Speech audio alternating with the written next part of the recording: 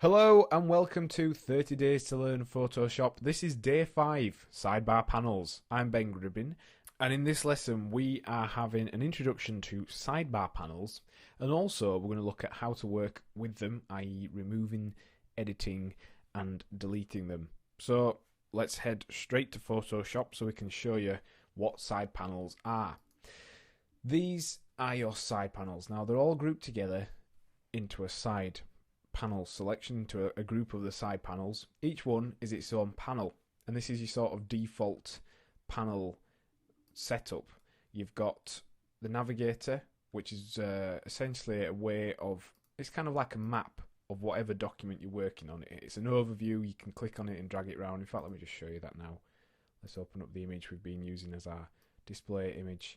If we go onto the navigator, if we zoom in, should I say, we can then drag around using the navigator and navigate around our image. Hence, it's called the navigator. We can also zoom in and out using that.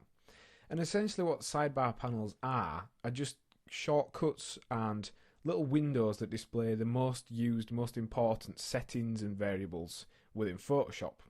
We've got things like the navigator panel, as we've just mentioned. We've also got this handy colour palette, which is kind of additional to the colour palette we've discussed over here. You can use this to actually control the amount of red, green and blue.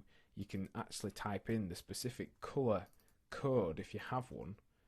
So if we just try that, you see it changes the colour. We can set the background colour as well. It's also got things like swatches, styles.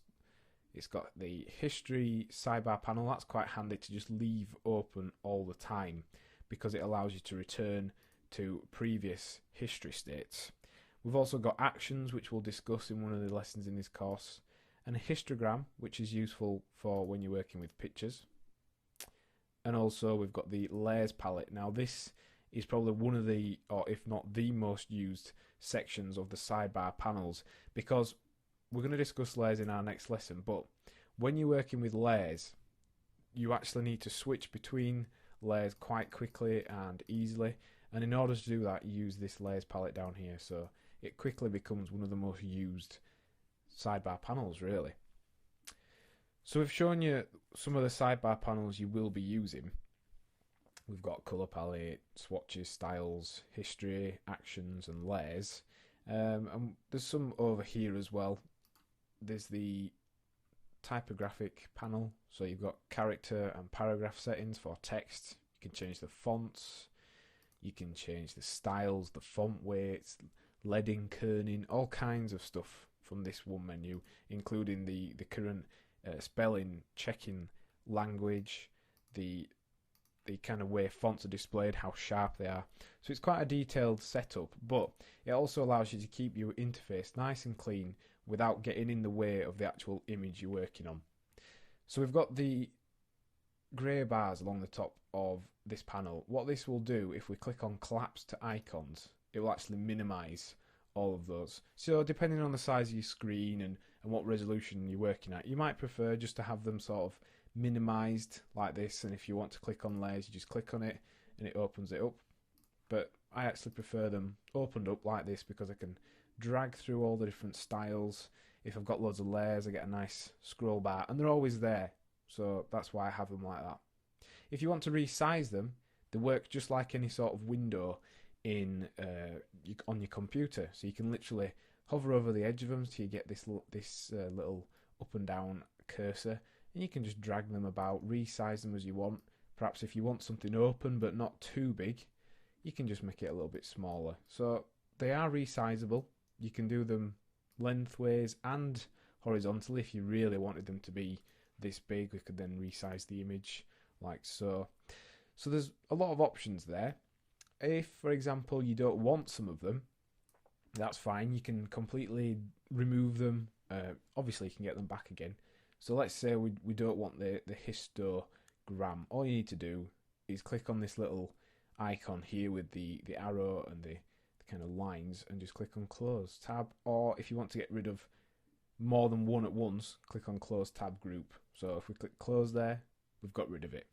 If we want to get rid of the styles one, we can just close this one.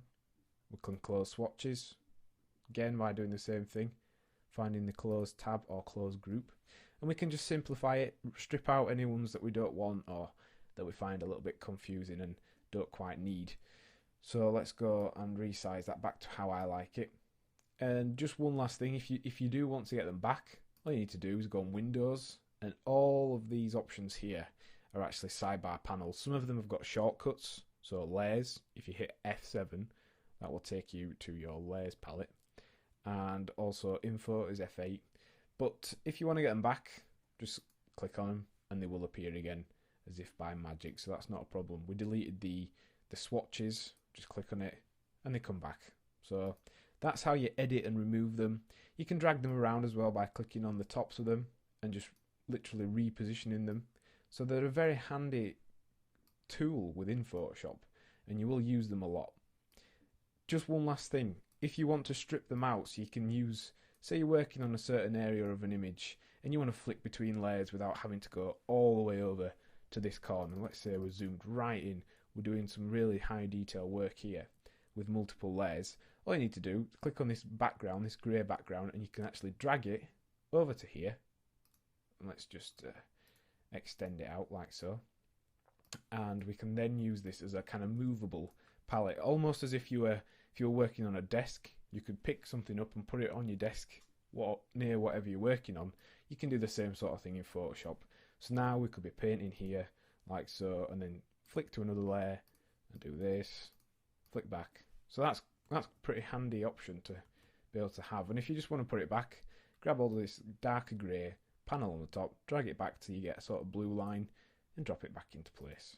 So in today's lesson we have considered sidebar panels, what they are, and also we've looked at ways we can use them, how to remove and edit them, and also just we've covered some of the main sidebar panels that you will be using. And your task for this lesson is to practice removing and re-adding panels. You need to get kind of fluent with it just in case you move one of them by accident or you accidentally delete them. And also start customizing panels to your liking. If you like the layers nice and big or the navigator at the top, do that. Drag them around, move them to how you want them.